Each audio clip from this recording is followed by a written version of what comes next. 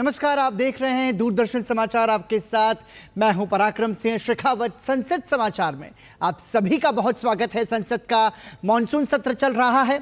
इस कार्यक्रम के जरिए बताएंगे आपको संसद के दोनों सदनों से जुड़ी सदन की कार्यवाही की महत्वपूर्ण जानकारी। शुरुआत करेंगे लोकसभा से। लोकसभा में आज केंद्रीय वाणिज्य और उद्योग मंत्री पीयूष गोयल ने कहा कि अमेरिका द्वारा भारत में लगाए गए आयात शुल्क टैरिफ के प्रभावों का आकलन किया जा रहा है और राष्ट्रीय हितों को सुरक्षित करने और आगे बढ़ाने के लिए सभी आवश्यक कदम उठाए जाएंगे। मोदी सरकार किसानों, श्रमिकों, उद्यमियों, निर्यातकों, एमएसएमई और उद्योग जगत के सभी हितधारकों की रक्षा और संवर्धन को सर्वोच्च महत्व देती है। केंद्रीय वाणिज्य और उद्योग मंत्री पीयूष गोयल ने लोकसभा में दिए गए आज के अपने वक्तव्य में अमेरिका के साथ बातचीत के बारे में जानकारी दी और कहा कि दोनों पक्षों के बीच दिल्ली और वॉशिंगटन में आमने सामने की 4 बैठकें हुई और कई बार डिजिटल माध्यम से भी बातचीत हुई। उन्होंने कहा कि हालिया घटनाक्रम के प्रभावों का आकलन हम कर रहे हैं। वाणिज्य और उद्योग मंत्रालय सभी हितधारकों से संवाद कर उनके आकलन की जानकारी ले रहा है। पीयूष गोयल ने कहा कि सरकार हमारे किसानों, श्रमिकों, उद्यमियों, निर्यातकों, एमएसएमई और उद्योग जगत के सभी हितधारकों की रक्षा और संवर्धन को सर्वोच्च महत्व देती है। हम अपने राष्ट्रीय हितों को सुरक्षित करने और आगे बढ़ाने के लिए सभी आवश्यक कदम उठाएंगे। उन्होंने इस बात पर जोर दिया कि 1 दशक से भी कम समय में 5 कमजोर अर्थव्यवस्थाओं से निकलकर भारत प्रमुख अर्थव्यवस्था बन गया है और दुनिया की 5 सबसे बड़ी अर्थव्यवस्थाओं में से एक है। उनका कहना था कि यह भी अपेक्षित है कि भारत कुछ ही वर्षों में तीसरी सबसे बड़ी अर्थव्यवस्था बन जाएगा। पीयूष गोयल ने कहा, यूएई, ब्रिटेन, ऑस्ट्रेलिया के साथ व्यापार समझौते किए गए हैं। हम दूसरे देशों के साथ इसी तरह के समझौतों के लिए भी प्रतिबद्ध हैं। इससे पहले लोकसभा ने गुरुवार को भारतीय अंतरिक्ष अनुसंधान संगठन इसरो और अमेरिकी अंतरिक्ष एजेंसी नासा के संयुक्त प्रयास के तहत जीएसएलवी रॉकेट से NASA ISRO synthetic aperture radar Nisar उपग्रह को अंतरिक्ष की कक्षा में स्थापित किए जाने को लेकर वैज्ञानिकों की प्रशंसा की। लोकसभा अध्यक्ष ओम बिरला ने सदन की शुरुआत होते ही इस बारे में सदस्यों को सूचित करते हुए कहा, बुधवार को श्रीहरिकोटा स्थित सतीश धवन अंतरिक्ष केंद्र से जीएसएलवी F-16 रॉकेट के माध्यम से NASA ISRO synthetic aperture radar Nisar उपग्रह का सफल प्रक्षेपण भारतीय अंतरिक्ष विज्ञान की एक ऐतिहासिक उपलब्धि है। उन्होंने कहा, यह अपनी तरह का पहला संयुक्त मिशन है जिसे सूर्य समकालिक ध्रुवीय कक्षा में स्थापित किया गया है। माइक्रोवेव इमेजिंग तकनीक पर आधारित ये उपग्रह वैश्विक भू पारिस्थितिकी तंत्र एवं समुद्री क्षेत्रों के अध्ययन में सहायक सिद्ध होगा। ओम बिरला ने कहा, हमें अंतरिक्ष वैज्ञानिकों की सफलता पर गर्व है और उनके भावी अंतरिक्ष अभियानों की सफलता की हम कामना करते हैं। ये उपलब्धि देश के वैज्ञानिक सामर्थ्य का प्रतीक है जो भावी पीढ़ियों के लिए प्रेरणा का स्रोत बनेगी। वहीं बिहार में मतदाता सूची विशेष गहन पुनरीक्षण प्रक्रिया वापस लेने और इस पर चर्चा कराने की मांग को लेकर विपक्षी दलों के सदस्यों ने लोकसभा में जोरदार हंगामा किया, जिसके कारण प्रश्नकाल और शून्यकाल नहीं चल सका और सदन की कार्यवाही दिन भर के लिए स्थगित कर दी गई। 2 बार के स्थगन के बाद सदन की कार्यवाही शाम 4 बजे जैसे ही शुरू हुई। वाणिज्य और उद्योग मंत्री पीयूष गोयल ने अमेरिका की ओर से लगाए गए आयात शुल्क टैरिफ पर सरकार के रुख को लेकर सदन में अपना बयान दिया। जब पीयूष गोयल का बयान समाप्त हुआ तो लोकसभा अध्यक्ष ओम बिरला ने शून्यकाल की घोषणा की, लेकिन विपक्षी सदस्यों ने हंगामा शुरू कर दिया और आसन के समीप पहुंच गए।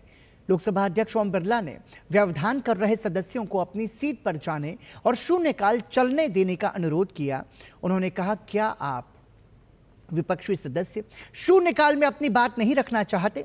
यदि मुद्दा उठाना चाहते हैं तो सीट पर जाएं और हंगामा करना चाहते हैं तो सदन के बाहर जाएं या सड़क पर जाकर हंगामा करें। अध्यक्ष की बातों का विपक्षी सदस्यों पर कोई असर नहीं हुआ और वो एसआईआर पर चर्चा कराने की मांग को लेकर नारेबाजी करते रहे।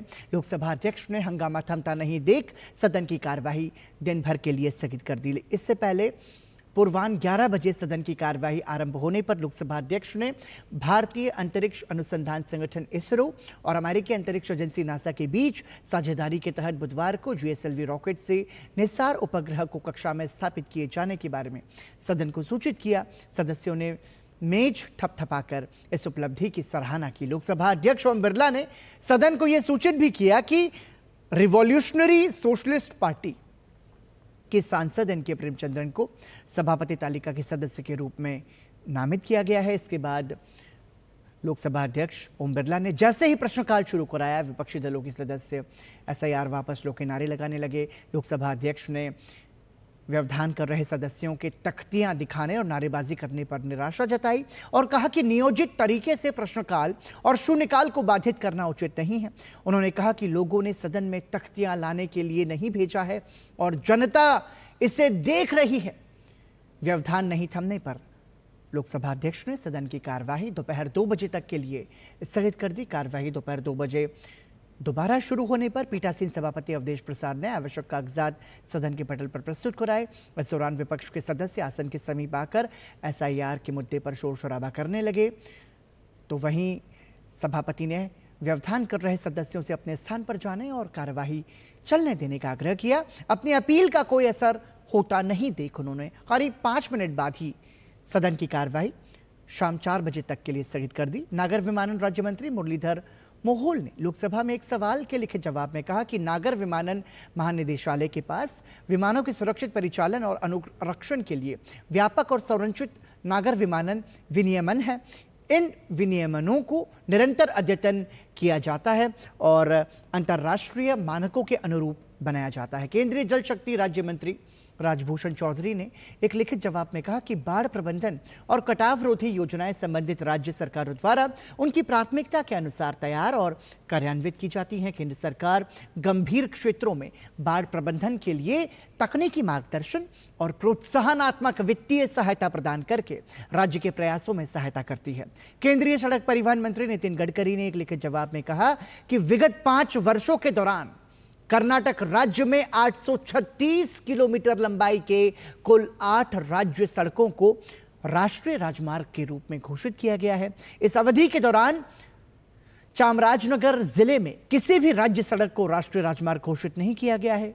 केंद्रीय सूक्ष्म, लघु और मध्यम राज्य मंत्री शोभा करंदजुले ने लिखित जवाब में कहा कि औद्योगिक क्षेत्र के विकास की प्राथमिक जिम्मेदारी राज्य सरकारों की है। केंद्र सरकार पंजाब सहित देश भर में एमएसएमई के संवर्धन और विकास के लिए विभिन्न स्कीमों, कार्यक्रमों और नीतिगत पहलों के माध्यम से राज्य सरकारों के प्रयासों में सहायता करती है। वहीं एमएसएमई क्षेत्र प्राइवेट प्लेयर का क्षेत्र है और इस क्षेत्र में उद्यमियों द्वारा स्वयं निवेश किया जाता है। तो ये थी लोकसभा की कार्यवाही से जुड़ी हुई महत्वपूर्ण जानकारी और आइए अब रुख करते हैं संसद के उच्च सदन यानी कि राज्यसभा का। राज्यसभा में वाणिज्य और उद्योग मंत्री पीयूष गोयल ने गुरुवार को कहा कि अमेरिका द्वारा भारत पर लगाए गए आयात शुल्क के प्रभावों का आकलन किया जा रहा है और राष्ट्रीय हितों को सुरक्षित करने और आगे बढ़ाने के लिए सभी आवश्यक कदम उठाए जाएंगे। केंद्रीय मंत्री पीयूष गोयल ने यह भी कहा कि मोदी सरकार किसानों, श्रमिकों, उद्यमियों, निर्यातकों, एमएसएमई और उद्योग जगत के सभी हितधारकों की रक्षा और संवर्धन को सर्वोच्च महत्व देती है। पीयूष गोयल ने सदन में दिए अपने बयान में अमेरिका के साथ बातचीत के बारे में जानकारी दी और कहा कि दोनों पक्षों के बीच दिल्ली और वॉशिंगटन में आमने सामने की 4 बैठकें हुई और कई बार डिजिटल माध्यम से भी ये बातचीत हुई है। उच्च सदन में उन्होंने कहा, सरकार हमारे किसानों, श्रमिकों, उद्यमियों, निर्यातकों, एमएसएमई और उद्योग जगत के सभी हितधारकों की रक्षा और संवर्धन को सर्वोच्च महत्व देती है। हम अपने राष्ट्रीय हितों को सुरक्षित करने और आगे बढ़ाने के लिए सभी आवश्यक कदम उठाएंगे। केंद्रीय मंत्री पीयूष गोयल ने इस बात पर जोर दिया कि 1 दशक से भी कम समय में 5 कमजोर अर्थव्यवस्थाओं से निकलकर भारत प्रमुख अर्थव्यवस्था बन गया है और दुनिया की 5 सबसे बड़ी अर्थव्यवस्थाओं में से एक है। उनका कहना था कि यह भी अपेक्षित है कि भारत कुछ ही वर्षों में तीसरी सबसे बड़ी अर्थव्यवस्था बन जाएगा। वाणिज्य और उद्योग मंत्री पीयूष गोयल जब ये बयान दे रहे थे राज्यसभा में, तब सदन में विपक्षी सदस्य बिहार में मतदाता सूची के विशेष गहन पुनरीक्षण सहित विभिन्न मुद्दों पर व्यवधान कर रहे थे। उनका बयान समाप्त होने के बाद विपक्ष के कई सदस्य स्पष्टीकरण की मांग करने लगे। उपसभापति हरिवंश ने सदन के नियमों का हवाला देते हुए इसकी अनुमति नहीं दी। इस बीच विपक्षी सदस्यों का व्यवधान जारी रहा और उपसभापति ने शाम 4:45 पर बैठक दिन भर के लिए स्थगित कर दी। इससे पहले सदन की बैठक विपक्षी सदस्यों के व्यवधान के चलते 3 बार स्थगित की गई। व्यवधान की वजह से ही राज्यसभा में आज भी शून्यकाल और प्रश्नकाल नहीं चल पाया। सुबह 11 बजे बैठक शुरू होने पर उपसभापति हरिवंश ने आवश्यक दस्तावेज सदन के पटल पर रखवाए। इसके बाद उपसभापति ने भारतीय अंतरिक्ष अनुसंधान संगठन और अमेरिकी अंतरिक्ष एजेंसी नासा के बीच साझेदारी के तहत बुधवार को GSLV रॉकेट से निस्सार उपग्रह को कक्षा में स्थापित किए जाने का जिक्र किया। उपसभापति ने इसरो से संबद्ध वैज्ञानिकों, अधिकारियों और अन्य सभी लोगों और नासा की समन्वय टीम को अपनी सदन की और पूरे देश की ओर से बधाई दी। इसके बाद उपसभापति हरिवंश ने सदस्यों से शून्यकाल और प्रश्नकाल चलने देने का अनुरोध करते हुए कहा कि सत्र की शुरुआत से गतिरोध के कारण करीब 30 घंटे का समय बर्बाद हो चुका है। उन्होंने बताया कि उन्हें 28 नोटिस नियम 267 के तहत मिले हैं, जिनमें बिहार में मतदाता सूची के विशेष गहन पुनरीक्षण, ओडिशा में महिलाओं और बच्चों के कथित उत्पीड़न, बंगाली कामगारों के साथ दूसरे राज्यों में कथित दुर्व्यवहार, छत्तीसगढ़ में 2 ननों की गिरफ्तारी, अमेरिका द्वारा भारत पर लगाए गए 25% कर और जुर्माने के दुष्प्रभाव और उपराष्ट्रपति पद से जगदीप धनखड़ के अचानक इस्तीफे के मुद्दे पर नियत कामकाज स्थगित कर तत्काल चर्चा कराए जाने की मांग की गई है। द्रमुक के तिरुचि शिवा ने आसन की अनुमति मिलने के बाद कहा कि यह सही है कि सदन का समय बर्बाद हुआ है, लेकिन सदन चलाना केवल विपक्ष की ही नहीं बल्कि सत्ता पक्ष की भी जिम्मेदारी है। उन्होंने SIR के मुद्दे को महत्वपूर्ण बताते हुए कहा कि इस मुद्दे पर चर्चा के लिए दिन और समय तय कर दिया जाए। इस पर हरिवंश ने कहा कि यह सत्ता पक्ष और विपक्ष बैठकर तय करे। कांग्रेस के प्रमोद तिवारी ने कहा कि नियम 267 के तहत जो नोटिस दिए गए वो सभी विपक्षी दलों की ओर से दिए गए हैं और विपक्ष की ही बात सुनी नहीं जा रही है। बीजू जनता दल के सस्मित पात्रा ने कहा कि ओडिशा में महिलाओं और बच्चों के खिलाफ निरंतर अपराध हो रहे हैं।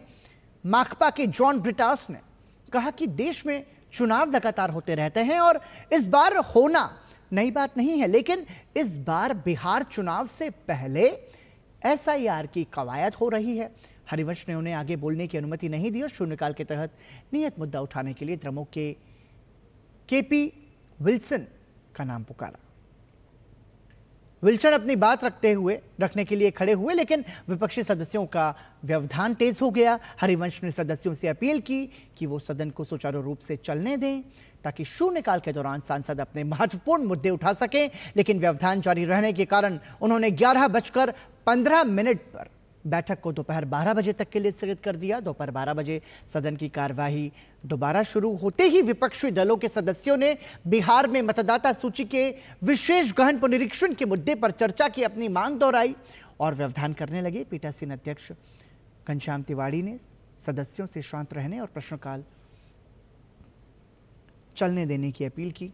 इसी दौरान सदन के नेता JP नड्डा ने कहा कि बुधवार को सदन में जब गृह मंत्री ने ऑपरेशन सिंदूर पर हुई चर्चा का जवाब देना शुरू किया तो कुछ विपक्षी दलों के सदस्य सदन से बहिर्गमन कर गए।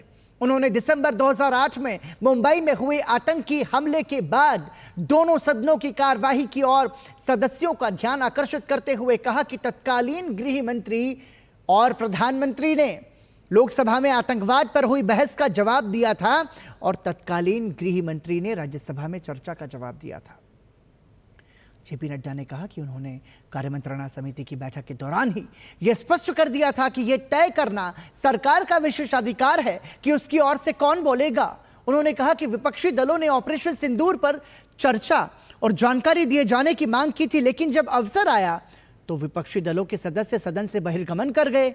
2 बार के स्थगन के बाद दोपहर 2 बजे जब उच्च सदन की बैठक दोबारा शुरू हुई तो नेता प्रतिपक्ष मल्लिकार्जुन खड़गे ने आसन की अनुमति से अपनी बात रखते हुए कहा कि सदन के नेता JP नड्डा कह चुके हैं कि 2008 में मुंबई में ऐसी घटना होने के बाद सदन में जब चर्चा हुई थी तो उस समय प्रधानमंत्री ने नहीं बल्कि गृह मंत्री ने जवाब दिया था। खड़गे ने कहा कि वह इस तथ्य को मानते हैं, किंतु यहां सवाल इस बात का नहीं है कि चर्चा का जवाब कौन देगा। उन्होंने कहा, हमारा विरोध गृह मंत्री की इस बात से था कि मैं अकेला सबसे निपट लूंगा। कांग्रेस नेता ने कहा कि गृह मंत्री अमित शाह की इस टिप्पणी के खिलाफ विपक्ष के सदस्यों ने कल अपनी बात रखी थी। इसके बाद संसदीय कार्य मंत्री किरेन रिजिजू ने कहा कि कल विपक्षी सदस्य सदन में इसी बात को लेकर नारेबाजी कर रहे थे कि प्रधानमंत्री चर्चा का जवाब देने के लिए क्यों नहीं आए। उन्होंने कहा कि प्रधानमंत्री ने मंगलवार को 1 घंटे 42 मिनट तक लोकसभा में इसी विषय पर चर्चा का जवाब दिया था। उन्होंने कहा कि कल गृह मंत्री ने उच्च सदन में चर्चा का पूरा जवाब दिया और वो इस चर्चा का जवाब देने में पूरी तरह से सक्षम हैं। किरेन रिजिजू ने कहा कि आज सदन के नेता जेपी नड्डा ने भी इस ओर ध्यान दिलाया था कि वर्ष 2008 में इसी प्रकार की चर्चा का जवाब राज्यसभा में तत्कालीन गृह मंत्री ने दिया था। उन्होंने कहा कि लोकतंत्र में पूरे मंत्रिमंडल की सामूहिक जिम्मेदारी होती है और चर्चा का जवाब कौन देगा यह सरकार तय करती है, कोई अन्य राजनीतिक दल तय नहीं कर सकता। इसके बाद जब विपक्षी सदस्य व्यवधान करने लगे तब पीठासीन अध्यक्ष सस्मित पात्रा ने बैठक को शाम 4:30 बजे तक के लिए स्थगित कर दिया। 3 बार के स्थगन के बाद जब शाम 4:30 बजे राज्यसभा की बैठक दोबारा शुरू हुई तब भी विपक्ष का व्यवधान जारी था। व्यवधान के बीच ही पीयूष गोयल ने अमेरिका के राष्ट्रपति डोनाल्ड ट्रंप की भारत से आयातित वस्तुओं पर 25% अतिरिक्त आयात शुल्क और जुर्माना लगाने की घोषणा से भारत पर पड़ने वाले प्रभाव को लेकर सदन में बयान दिया। इसके बाद उपसभापति ने शाम 4:45 पर राज्यसभा की कार्यवाही को दिन भर के लिए स्थगित कर दिया। तो संसद समाचार में अभी के लिए इतना ही।